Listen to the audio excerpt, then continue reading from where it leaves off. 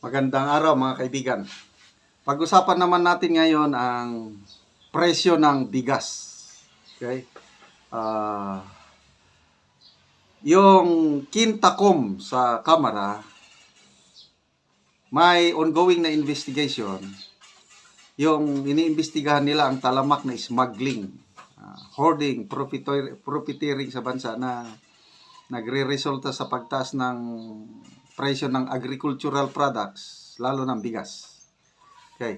Ang layunin ng Kintakom, ang ganda, no? Gusto nilang ipababa ang presyo ng bigas, 20 pesos per kilo. Yung bang promise ng Pangulo, yan ang layunin nila. Kaya mabuti pa itong Kintakom, hindi politiko ang kanilang goal sa investigasyon, kundi pababain ang presyo ng bigas at iba pang agricultural products. Ito ngayon, malungkot itong balita na ito dahil napatunayan sa Kintakom na na palpak ang gobyerno. Inamin ng gobyerno ang kanilang kakulangan o kapalpakan, yung pagpababa ng presyo ng bigas.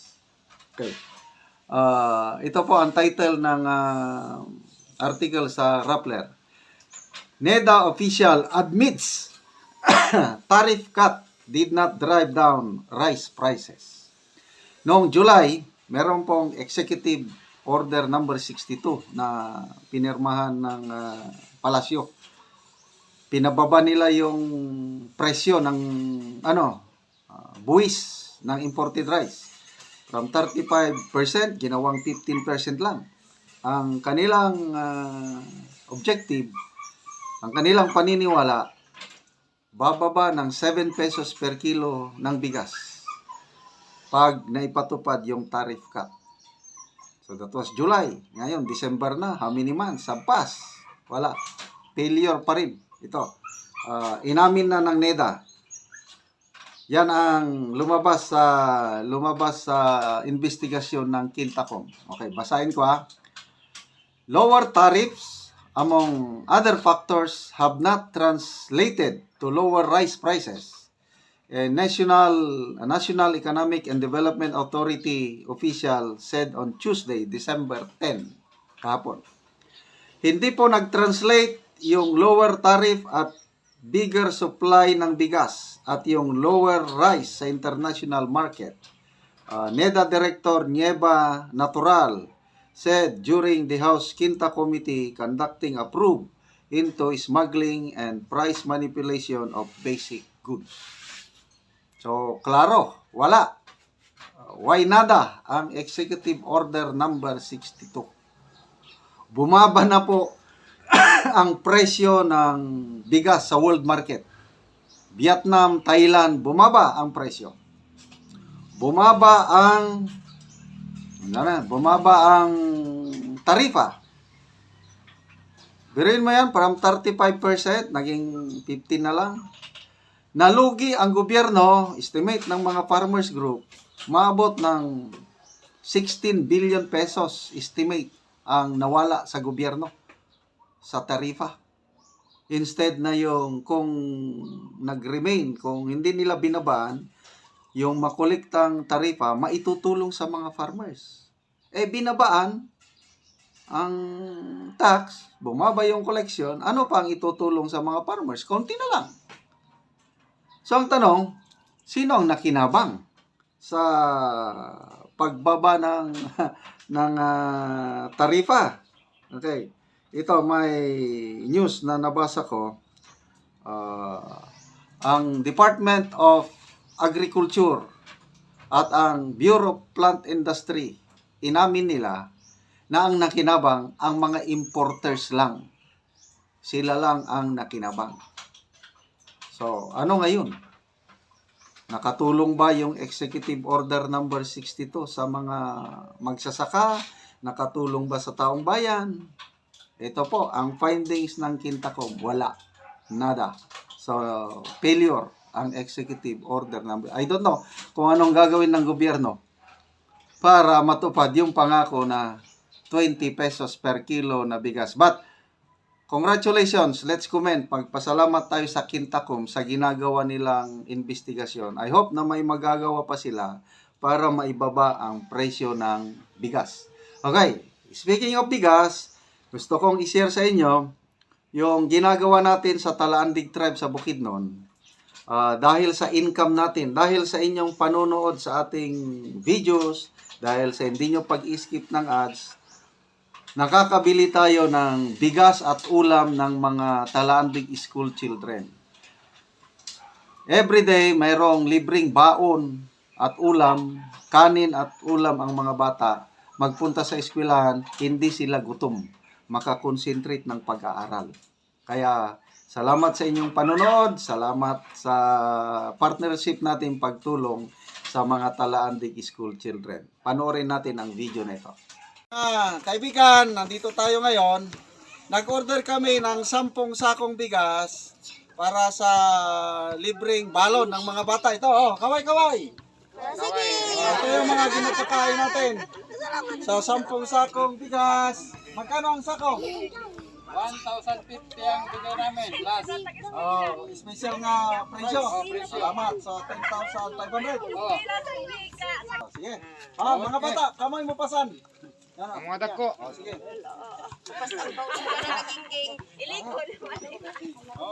Ang mauna itong malaki. Mga dalaga.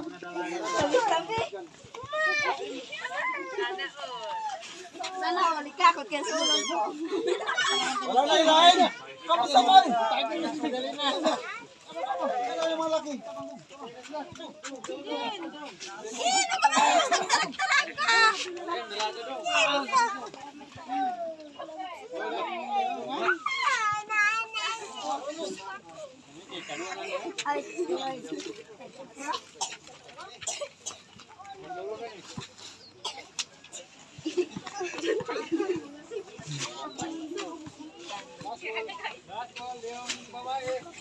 Ito lang. Okay. Okay, salamat. Maraming salamat. Salamat sa discount ha. Okay, salamat. So, dali, mag-interview ta.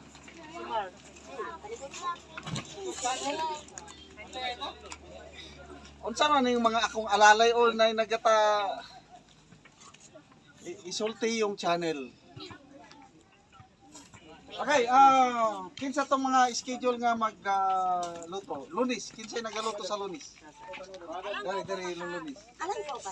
Dika, ringkot na iyon, Dika. Okay, Lunes.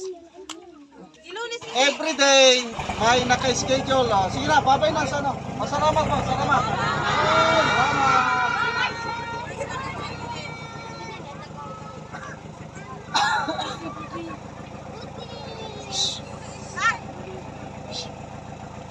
Okay, kinsa tong schedule sa Lunes?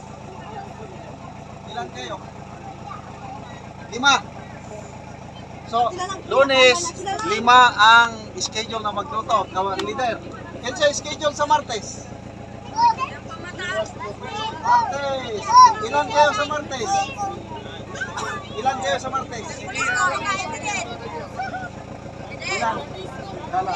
Ilan sila sa Martes? 6 sa Martes. Miyerkules. Uy! Pwede ako iwan. Sige. Sige. Miyerkules mo. Ilan ang tagaluto sa Miyerkules? 6. Huwebes. Dali, ang Huwebes. 7. Ilan sila sa Huwebes? 7 sir. 7. Biyernes. Ito. Ano, lahat sila nagaluto. Baka darating ang araw. Ayaw na po yung magluto. Anong mangyari sa inyo pag hindi kayo magluto? Walang balo. Walang ulam. Walang ulam pag walay magluto. Bugas ra. So karon, malipay ba ka mo nga namoy ulam? Unsa inyong ginaluto nga sudan? Pako, unsa inyong isagol? Karne matag adlaw. Oh, grabe. Sayote, anong halo sa sayote? Anong sagol? Karne. So, matag adlaw nagkakaon mo og karne? Oh, palakpakan. Ipakita mo yung baboy nga ulam nila sa ito yung huli kayo, tingnan nyo ang inyong ulam sa ano? Ulam.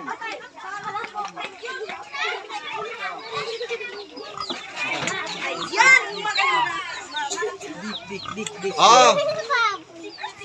Ito ang bibili nating baboy, ulam nila. Mga ilang buwan na ulam nila ito? 2, sir. Oh, 2 buwan. Magkano ang presyo? 20 mil, sir. Oh, 20,000. Bili natin ulam nyo ng 2 buwan. Salamat, sir. Salamat, sir. Sinong magpasalamat sa YouTube? Kay ang nagabayad ang ating ginapalit sa sudan ninyo yung nagatanaw sa YouTube. Kinsay magpasalamat sa mga nagatanaw sa YouTube? Si Marian, sir. Kinsa? Magsalita ba? O sige, pasalamat. Salamat. Sige. Kinsa man yung pasalamatan? Kinsa? Dili oy. Yung nagatanaw sa Ginoo og nagatanaw sa YouTube. Ikaw dai. Salamat. Salamat. Tama ni. Ikaw, Marian. Okay, kam. Salamat. Salamat, Ma'am Teresa Tanyag, sa binigay mo sa aming baon. Dahil po, binigyan mo kami ng baon at may pagkain na po kami at baon. At salamat po rin sa Panginoon na dumating ka sa aming buhay.